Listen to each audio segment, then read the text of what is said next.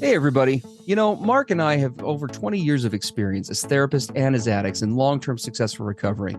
We know better than anyone what works and what doesn't to break out of porn and sex addiction, heal betrayal trauma, and reclaim your relationship. And we've poured all of our personal and professional recovery and healing experience into a first of its kind program for addicts, spouses, and couples. We call it Dare to Connect. At least 4 times every week, we engage with you in real time, in the trenches, giving you the knowledge and the tools to take back your life and relationship. Whatever else you've done on your journey for healing and recovery, you've never done anything like this. Mark and I, we've made all the mistakes, so you don't have to. Don't reinvent the wheel. We all know tomorrow never comes. Look, don't wait one more day to change. Claim your free 2-week trial today at daretoconnectnow.com.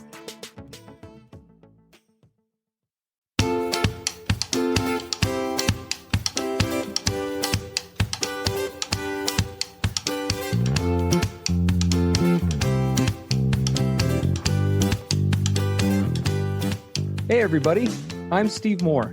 And I'm Mark Castleman. We know the pain and heartbreak of porn and sex addiction.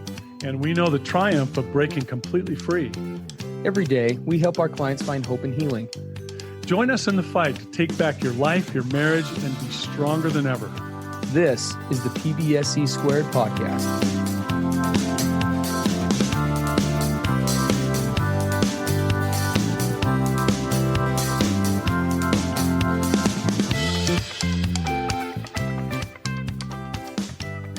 PBSE listeners across the world, this is Mark Castleman and Steve Moore. This is episode 228. This one's going to be a little bit different than what we normally do. Yeah. We've had over time a fair number of submissions by partners. And as we always say in here, our hearts go out to every one of you partners who are suffering with betrayal trauma, who have been blindsided, who have are involved with things that you never bargained for, you didn't cause, you don't deserve, you can't fix. It's one of the craziest, most initially helpless feelings you can imagine. And our hearts go out to every one of you. And we get submissions over time, and Steve and I have seen this. Steve, it's been almost better than 20 years that you and I have been involved with all kinds of addicts in recovery and addiction, substance abuse and sexual and many different kinds of mental illnesses. We've seen just about the whole grab bag of what can unravel and go wrong in this process when you're in a partnership, a marriage, a coupleship with someone who has these challenges. And of course, we know from our own personal experience that we put our own partners through this mess. And so we wanted to kind of talk about this in a more general sense, right? What are the various ways that this whole, we're going to talk specifically, of course, because of this podcast. So how does this whole porn sex addiction thing unravel and become so much more than a partner ever imagined it would or could? Right? Yeah. How do we talk about just how crazy this can get so that partners listening can realize, man, I'm not alone. I'm not unusual. This is incredibly common. We just hope you'll feel the camaraderie of a whole planet full of people like you that are in this big unraveling mess. And what does that look like? And then we're going to talk a little bit about how do you become empowered through such an unraveling crisis craziness? How do you actually have any power in such a thing? Yeah. We're going to end with some hope today for sure. I'm just going to check myself and be transparent with all of you. I am pretty fired up today about this topic. We just got done producing, doing the advanced production for this. And yeah, as Mark said, we've had some submissions over time and of late that have kind of brought this to our attention. So this is not a podcast, unlike many of our episodes of late, which are mostly, responses to questions. And this is much more to do with, where all of you are at today, where you find yourselves in a general sense, and more of a general tone that we feel or hear rather from way too many of the partners that we work with. Well, and one of the things that's happened for us over, what's it been now, 4.5 years we've had PBSE, Steve? Yeah. Yeah. 228 episodes. One of the So things that really hits us hard is we realize what a global issue this is. This whole porn, sex addiction, betrayal, trauma issue is all over the world. And just it never seems to slow down. It just seems to be gaining momentum. It seems like we get more and more submissions about painful situations, and there's no slowing down. Which, I mean, we have to tell you, we wish tomorrow in many ways we were out of a job. We really do, but we're not. And we just keep getting submissions of more and more outrageous, crazy, bizarre, foolish, narcissistic, all the different addict behaviors that just seem to be coming in a tidal wave to us all the time. And we're very sensitive and aware of that. I guess it's probably part of the reason we're so fired up today, because we have some yeah. of you partners reaching out to us, and our hearts just go out to you. This is crazy. This is just crazy stuff. Yeah. Yeah. No, it really is. And there's just, I mean, there's a lot of feels today, feeling all the feels about it. But probably the best way to express how we see so many of you partners. Mark kind of indicated this is there's I ran across a video on social media recently. Where, a skier is off in the backwoods up in I'm not sure which mountain range, but he is say he's up there is an understatement. I'm pretty sure it's one of these kind of get dropped off by the helicopter sort of a deal. And you can tell he's experienced at what he does, and he's wearing a GoPro camera. So you're watching this video from a first person perspective. And at first, he's starting to try to navigate this really rough terrain, and he's starting to kind of see, and you see, I mean, he is thousands of feet up this mountain. I mean, it's dizzying even just watching the camera angle of it. But you can tell he's skillful with where he's putting his footing and things. And he seems to be doing pretty well. And he's trying to get himself positioned and sort of scope out the mountain and see how he's going to navigate this. Well, he goes to take one more step to do that, and he loses his footing. Oh man. And once he loses his footing, this slope, I mean, we're not talking a little slope. It's probably about a 45-degree angle, judging from what you're looking at on this. I mean, it's about as steep as anybody would ever be comfortable skiing. But this is not like a 45-degree angle and then it lessens and then it whatever's. We're talking 45 degrees all the way down. Like And there are little over ravines a and 1,000-foot drop, right? yeah, it was he ended up going 1,000 feet. And what happens is he loses his footing one time. But if you know anything about that sport, and I mean, he's so high up, he's on snow, but you can hear it. It's more just like ice chunks. It's just crunchy. Yeah, it's just crunchy. It's not smooth. It's. I mean, he's just kind of on the side of the mountain. Anyway, he stumbles. One ski pops off.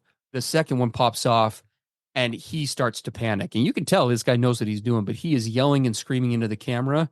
And as you're watching, because it is a GoPro, you see him tumbling. You can barely make out what's happening. And there are instances where you get a view, and he's got to be going 100 miles an hour down this mountain. I mean, it is like blistering fast. Yeah. And all you can hear is the wind and him screaming at the top of his lungs. You can tell. I mean, he thinks he's going to die. Yeah, absolutely. And rightfully so. I mean, it looks like he's going to die. And he keeps going and going and going. And anyway, after what seems like an eternity, he finds himself clear at the bottom of this one part of the mountain. Somehow he hadn't gone all the way down, but he was able to slow it down enough to where he stopped. And that's where the video cuts off. Now, what happens to him after that and how the hell he got out of there is anyone's guess, because he's still like a million miles from anything. But I guess that's a story for another time. But that is what we thought about. That's what I thought about when we were going into this podcast today, because we see spouses navigating situations like this all the time in this manner, right? So often I think of all the spouses that have come into my office over the years. I know Mark has had so many of these too, where I have seen partners come in and you can tell they're coming in to this first session with their addict partner. They know nothing of addiction. They know nothing of even their own trauma. And they're there more or less because they feel like they're kind of, supporting him. I'm here to support his effort, his desire to change. My wife kills it in recovery. She didn't even go to a 12-step meeting or access any recovery of her own for 2 years. After my addiction came out, because she concluded what many spouses logically conclude without knowledge or understanding. This is his problem. It's his to deal with. It's his pain, and it's his job to fix it. Parts of that are true. Lots of it is not. And as we start, and those first sessions are always heartbreaking, because as a therapist, we start to open up and we start talking about the nature of addiction and what it looks like. And then we start talking about things like betrayal trauma. And as I'm doing those sessions and as Mark does them, we are watching closely both the addict and the partner's face. And what I see every time with a partner is you can almost visualize somebody putting rocks into a backpack that's invisible that they're wearing. Mm-hmm. Because what you're saying is resonating with them. And every time you say something new about betrayal trauma, that partner starts to link symptoms, feelings, emotions that they haven't been quite able to put together in the way that you're putting them together. And they start to begin to get a full picture of what's going on here. And you can see them metaphorically go from enjoying the view on top of the mountain to they just lost their footing. Yeah. Yeah. Right. And what happens is that this greater awareness starts to come into play. The scope of the damage, the scope of what's actually happened and is happening suddenly starts to come more and more into view. Right? It's kind of like the person that's in a really severe accident. They may have even lost a limb and they can feel some pain, but they don't really know what's fully happened because they're in shock, right? They're in the initial trauma. And then over time, they start realizing the full ramifications of what's happened. Yes. I lost my leg, right? How all the ways that this is now impacting me and going to impact me, right? We see a lot of this with the partners that we work with. And another part of this is, unfortunately, disclosure rarely happens all at once or voluntarily by the addict. So Yeah. what do we find? It's what we call trickle-truthing, trickle disclosure. And the more the spouse becomes traumatized and blindsided, more comes and a little more comes. And the trauma becomes more complex and more compounded. And it just keeps heaping on itself over and over again. Right. That's another aspect of how this works. Yeah.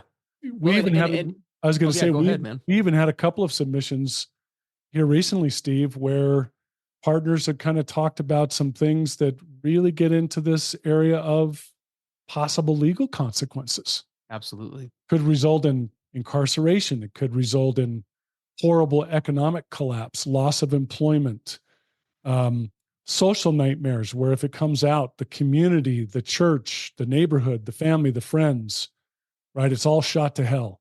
What would they say? What would they do? What would they think? What's going to happen? Yeah, it all comes right? out. And an addict, for a lot of reasons we're not going to get into today, is keeping it all very stealthy, very hidden, very secret. But the behaviors continue, and in too many cases, the behaviors spiral downward and become more bizarre, more crazy, more whatever. And so that's all part of it. Well, and this plummeting down the mountain can take even on more nefarious means, whether it's intentionally nefarious or not, or subtle means, maybe is a good way to say it. Where, for example, as a partner starts to learn and understand that even when they get the full truth, which is a journey in and of itself, right? The context in which those things happened, they start to see and recognize the ways in which he was blame shifting them, for example, gaslighting them, minimizing those things, putting it in a context or a way, or couching things in a way that made it more palatable for him and for the partner, right? And so there are all these things that happen that really coalesce into what whether it's in our Dare to Connect program for addict spouses and couples, whether it's in our clinics individually. Unfortunately, what this mounts to for most partners is that this inevitably gets harder before it gets better. There is a massive sliding down the mountain. And unfortunately, maybe there are multiple slidings down the mountain in this journey to find hope and healing. And we are hoping today to minimize those and to get you a helicopter rope out of the sliding cycle. Yeah. Well, and right. one of the things that this was a kind of a paradox or a seeming contradiction when I got into recovery. I thought once I got good sober time and the behaviors had stopped, that my life was good to go. Yes. What I didn't realize is that, quote, things got worse before they got better, meaning now that my avoiding, self-soothing, escaping, all the stuff that my addiction outlets had provided to me, once those were off the table and I started meeting life on life's terms, ooh, did it get hard, because I didn't have coping skills outside of the addiction. My addiction started when I was 13 years old. And in some ways, I never matured past the age of 13 in some ways when addiction took over as my way to meet life. Now Yeah. that I was sober, that was all over there on the side. And now life's saying, Mark, you ready to meet me without all that old stuff? You ready? It was like, Mm, holy crap, what have I done? And yes, as hard as that was for me, it was in some ways doubly hard for my wife, for because sure. right, everything started coming out. She started realizing the full, the increasing ramifications of everything that had gone on, all the ways that I hadn't showed up for our kids, all the things that she thought that we had in our relationship that we didn't, all the stuff that I had hidden, right? All the things that now suddenly started to make sense about why I lost my job and why we lost that house and why things just never seemed to work out very well for us. And it all started piecing together into one big crazy puzzle. And Yeah. that was hard, right? Well, and I know this is a little bit off topic, but I mean we talked about this before we did this podcast today. This mountain sliding, things spiraling out of control. It happens for addicts too. I mean, we've looked at some really difficult submissions from both people on the podcast, submissions from, or not submissions rather, but stories from our clinics. I mean, we have partners and addicts dealing with very difficult situations that we could have easily slid into ourselves. Oh yeah. Like Yeah. Mark said, all sorts of illegal activities, filming, taking pictures of a partner without their knowledge, right? Um, Doing who knows what with those images, right? At the very least, things with themselves, possibly worse.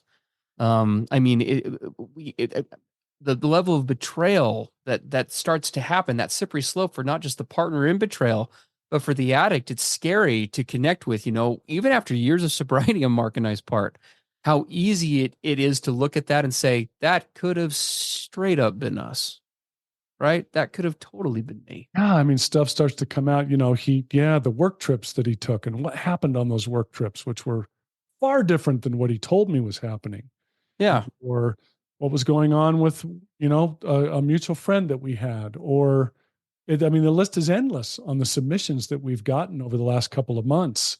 When Of every addict never thinks that they're going to cross X line until the day it happens, exactly, right? That's the scary part. I would never take pictures like that of my partner. Never. Okay, I did it that one time. I would never send those to anybody. No, I would never do that, right? I would never, have that affair or make that phone call or, pull up that website. I mean, the list is just endless, it right? is. It's a And very so for the slippery slopers out there, we recognize and see you addicts who are dealing with that. And perhaps if you'd like us to, we can address that another day, because that's a whole other podcast. But we are here to provide some hope and some healing, and let's jump into it, man. Let's jump into how do we help a partner to get off of the slippery slope track? Where do we go? What do we do? yeah. And this sounds like an oxymoron in all of this crazy difficulty you're facing as partners, but how do you become empowered in this process? And you absolutely can. It's not easy. It takes a lot of work and a lot of help from the outside, but this can turn into an empowering situation. Yeah. So, the first thing, Steve, you and I talked about as we were getting ready for this is it's this concept of taking charge, and I love those words, taking charge of your own safety and your own healing.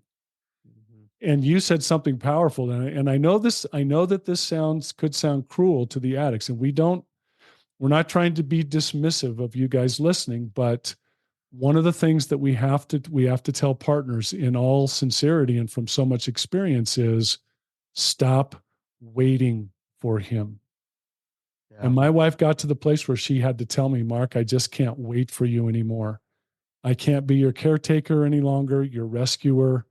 I've been taking on the full load of our family and all the stuff over these years, and I just not willing to do it anymore. We have gals we work with where maybe that whole thing will cause them to become hopelessly lost in anger. Maybe they become hopelessly lost in just feeling numb. Shame. Or shame. How could I have not known? How could I have stayed with this person? All of those things will drag you down and keep you sliding down that mountain. And so how do you get to the place of empowerment? And that's where we're going to talk a little bit about the boundaries piece, but this concept of, another way to put this is, this train is leaving the station. We are not delaying it anymore. This healing train, this authenticity train, this marriage train it's leaving the station. Yeah, I'm moving forward. I cannot continue. And now we want to be clear about this. We're not saying that this is, hey, you screwed up, so I'm out of here. No. This is addressing that, all that stuff that we've talked about so far, right? This is to the partner who finds himself just continuing to plummet down the mountain endlessly while he continues to not do his part, right? While he continues to lag behind for a variety of reasons, right? While he's not giving his full effort, right? And there's a recognition that has to happen with this, and it has to do with something we touch on frequently, which is what is real love in a partnership, right? What is love? What does that really mean, right? If I am really choosing my marriage, right, what do I have to recognize if I'm doing that? Choosing a relationship, loving another person, means loving and accepting and honoring their agency first, which includes honoring their right to make decisions and the recognition that I can't change those. You can't change those decisions they make. Yeah. They have a God-given right to build or to destroy their life. Yeah. Choice is theirs. Yeah. Right? You cannot, for every partner listening, you can't love him without abandoning yourself. As an addict in recovery, to you partners who maybe are in the early stage, you cannot love him into change.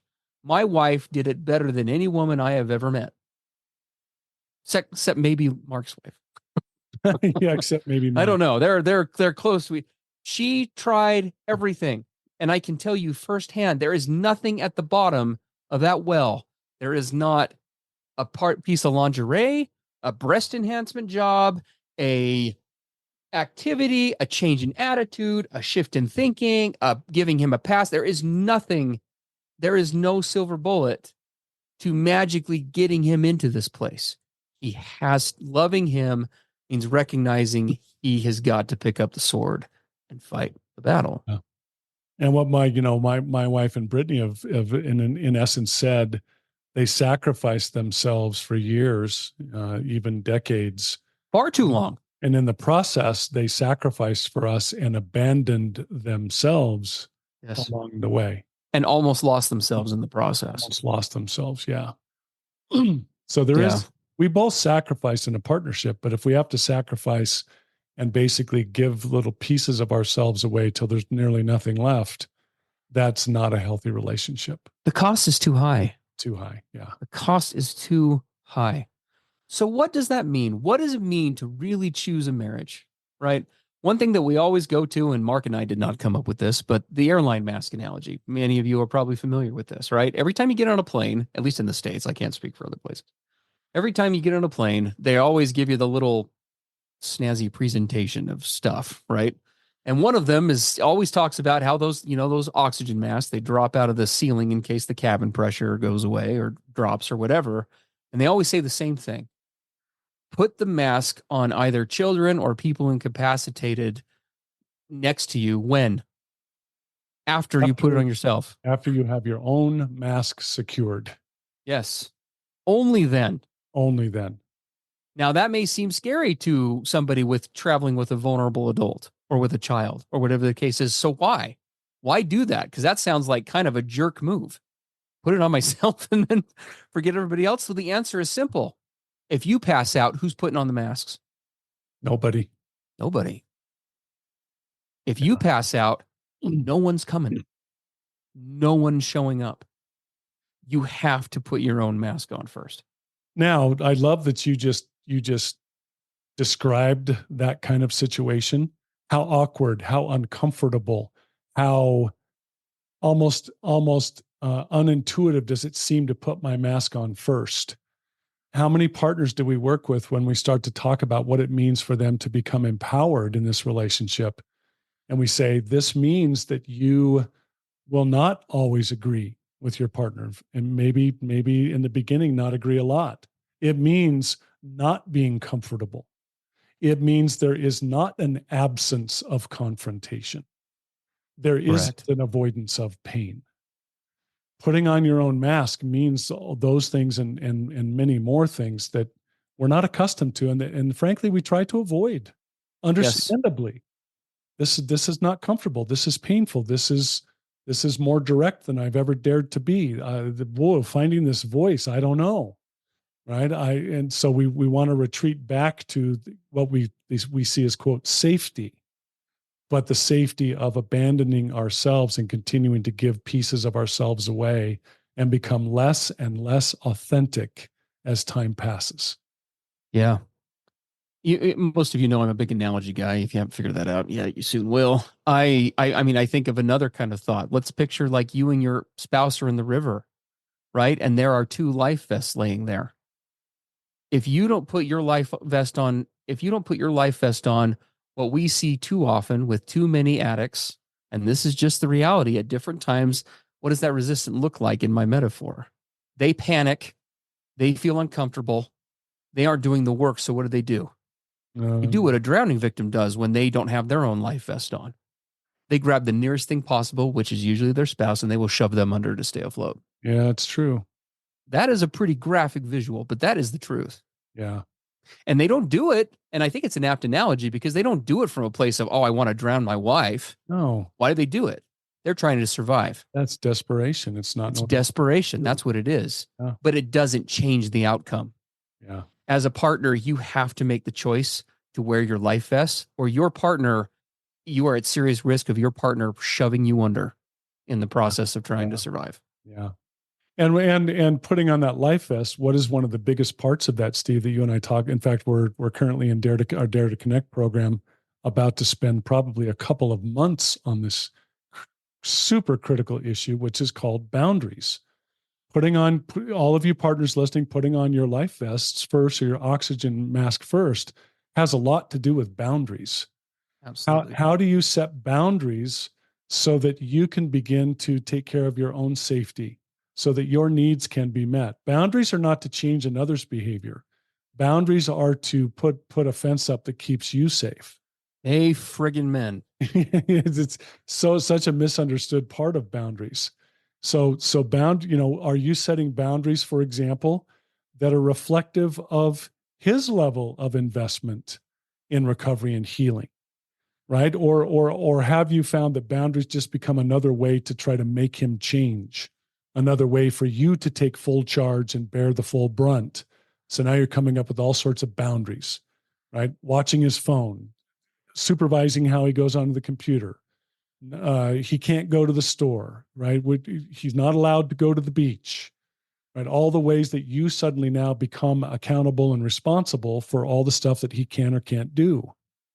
That's more of giving yourself away, as opposed to taking back your power and setting boundaries that are designed for your safety and your needs and your authenticity. Yes. So in this effort to collaborate, plan on confrontation. Oh my gosh, I hated that concept. I know, but it is the reality, know. right? If we're talking about the reality of this, and guys, that's the reality in even a healthy functioning marriage. But the conflict piece of this, I guarantee, we don't guarantee much on this program. I guarantee that if your addict partner is being honest with you, there will be times where you disagree. It's just a question of how much. And what are you going to do when that happens? What is his capacity to collaborate? What is his capacity to empathize? How much is he putting in? And am I going to stand in my empowered place as a partner to love him enough to put my own mask on first, which means my boundaries need to be reflective of the effort he is putting in.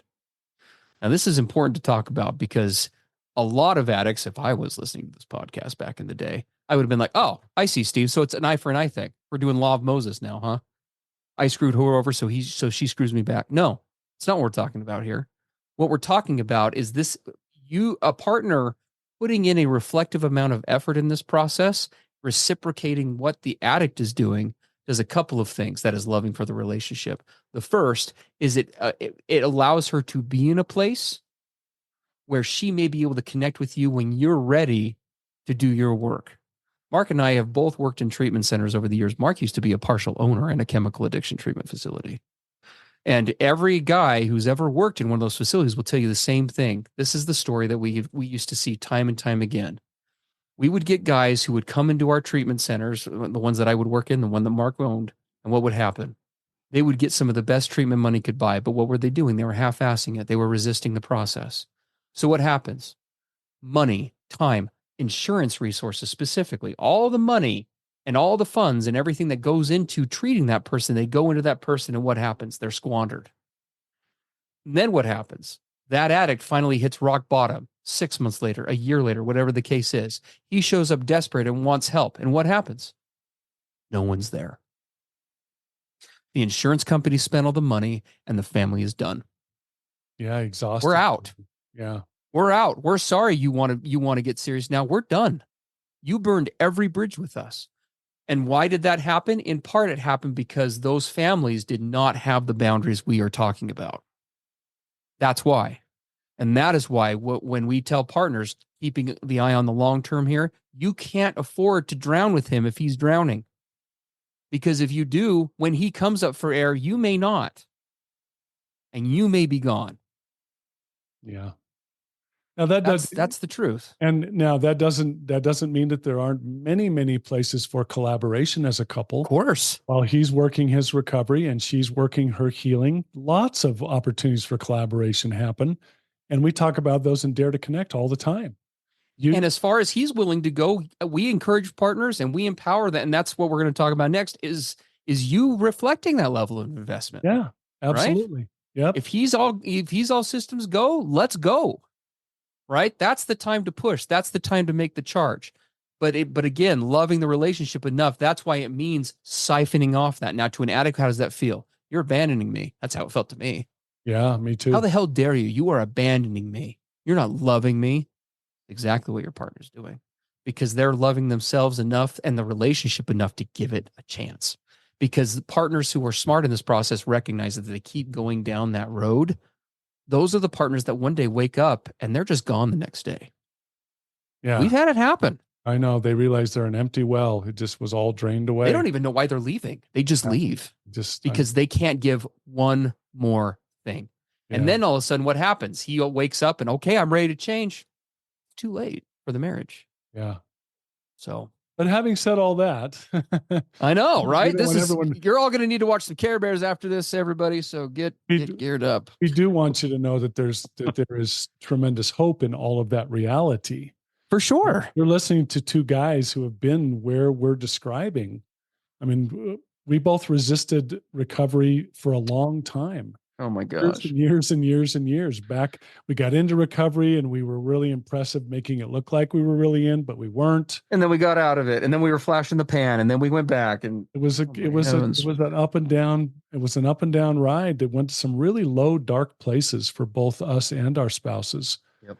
But we're sitting here today, having had wonderful successes. So every hope is there for each of you listening, every possibility. The key is to get started, right? To start taking steps in that direction. We hope you'll all come and join us and Dare to Connect. Absolutely. You'd be amazed at people who come to Dare to Connect in crazy, desperate, dark places. Some of them are already separated. Some of them have already filed divorce papers in some cases. And they come and spend, a good amount of time, months, sometimes years with us. And the wonderful collaboration and unity and connection they enjoy today is truly miraculous. So it honestly is amazing. It is amazing. We marvel at it. We're like, wow, is this happening? And we're one of those resources. We encourage you to get involved with some resource and get this process moving. Right? Both partners being empowered and all of you addicts being empowered. Just get started. Yes. Yeah. I mean, we just got this yesterday. This just came in from a D2C person. D2C can give you your hope back. One way or another, you will become a better person through working on the assignments. You get to know your true self and your partner, should they participate in as well. Mark and Steve are fantastic advocates. We'd leave that for you to judge for partners, but also support the addict in all the right ways. Guys, I know, at least for me, I'll be accountable. I know I'm preaching major blood and thunder here on this podcast, just being real with you. I know it's been hardcore. I can see the fear on Mark's face. You can't see it, but I can see it. He's like, oh God, this has gone really bad. No, guys, there is all the hope in the world. Today's podcast is not a message of sadness. It's the opposite, because that pattern that we just described, it can change anytime. Absolutely. Right. The message here today is not for partners to leave your husbands at all. That's the last option any of us ever want to pursue. It means the opposite. It means giving enough of yourself and doing it in an authentic way and taking care of you enough to give the marriage a chance and to give you guys the opportunity to get serious and to figure out your stuff, because we know your stuff is huge. In no way do we pretend to tell you, just like Mark and I will tell you hands down, we wish we'd done it different. We can also connect with the reasons why we didn't, because we were dealing with some serious shit that was in the way of us making change. Yeah, true. There was serious stuff in the way, serious trauma, serious issues, serious fear. And most partners listening to this today don't need you to overcome those today. They need you to be making some sort of progress. So yeah, just taking steps forward. Yeah, so, getting your willingness where it needs to be. Get your ass in Dare to Connect. DareToConnectNow.com. Grab a free 2-week trial there. I need a filter, apparently. Yeah, you do. Well, we appreciate you all being here. Thanks for letting us be passionate. We care deeply about all of you. We care about addicts. We care about partners. We're both. And we just hope we'll have the opportunity to continue to help you through this podcast, and also help many of you who will come over to D2C. Love to have that chance. All right, everybody. Hey, take care, and we'll catch you next time. Have a great one. Everything expressed on the PBSE podcast are the opinions of the hosts and the participants, and is for informational and educational purposes only. This podcast should not be considered mental health therapy or as a substitute thereof. It is strongly recommended that you seek out the clinical guidance of an individual qualified mental health professional. If you're experiencing thoughts of suicide, self-harm, or a desire to harm others, please dial 911 or go to your nearest emergency room.